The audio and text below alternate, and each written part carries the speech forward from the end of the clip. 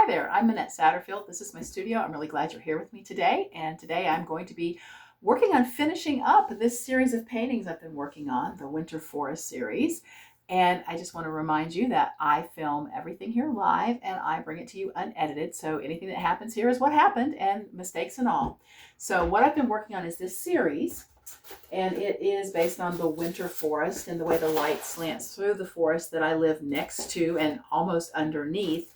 And what I've done is, this is what it looks like the step before, and then I'm going to do this to bring it to finishing today. And I just want you to see, I feel like this looks so much more nuanced and finished, and this one looks a little raw.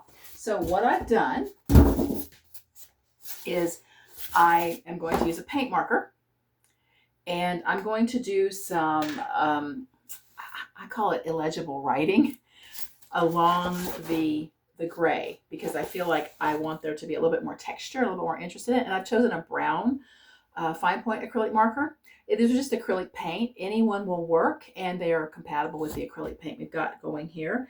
And my handwriting is pretty illegible anyway, but I do try to make these marks less than legible, because I don't want there to be a distracting word, or at least a distracting whole sentence. Although sometimes you might be able to make out a word, but I do feel like the energy of this carries through. So I'm just going to write in this very loopy text in here, because my handwriting itself is not particularly loopy, but and it's just small, and some of it's just gibberish, really. But I am thinking of a message that I want to be in this work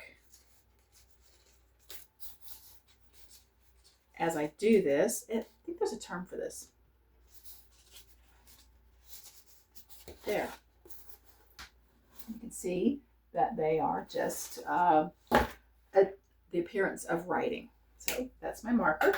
And now I'm going to glaze it. And this is the thing that I think really, I do a lot of glaze. It's something, I make my own glazes, and I have quite a few different ones, although there are two that I use almost exclusively, which is this one and a green one that seems to have disappeared for now.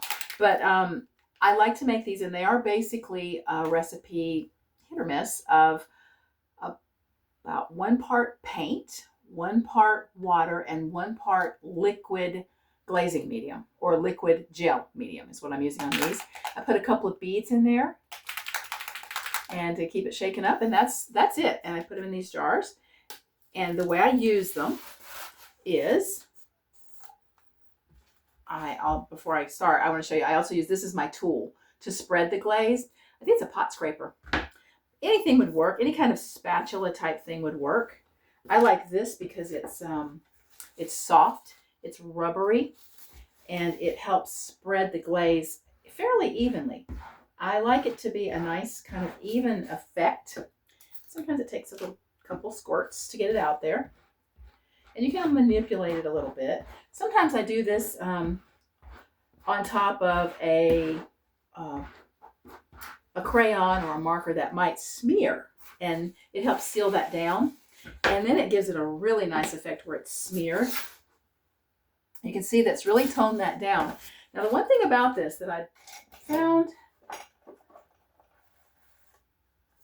that I didn't like the way that the glaze took away all of my lights.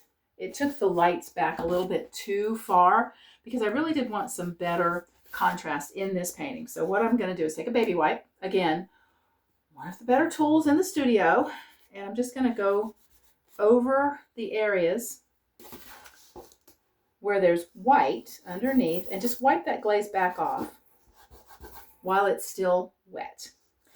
You can get it off after it's dry. You really can. It's just a lot more work. So I will sometimes do it this way. And maybe it's going to take a little paint off with it. I don't really care. There. Okay. All right. And that leads me to that really much more finished look. I feel like these paintings are pretty much ready to call done in terms of representing the winter forest and the way I feel about the light that slants through the winter forest. this time of year, and I love the way the contrast is good and the texture of the writing. Oops. You know what? I just noticed that there's this one spot right here that I feel like the glaze is weak. So I'm just going to put a little bit more on right there. Take that off and bring back my light up there because there's nothing right there. There. So I'm going to go ahead and finish up the other two of these paintings this exact same way. Once I find something in a series that I like how it's going and how it's working, I do like to carry it through the whole series so they feel like they're a cohesive whole. So I'm going to go ahead and do that, and then I'm going to call these done and perhaps mounting, or I will have to figure out how to take care of them and go ahead and take them off the boards. Anyway, thank you so much for being here. I really appreciate it. I just want to remind you that I'm not on any social medias, and if you want to keep up with what's going on here in the studio, please sign up for the newsletter. That's where all the good stuff happens. Thanks. I'll talk to you soon.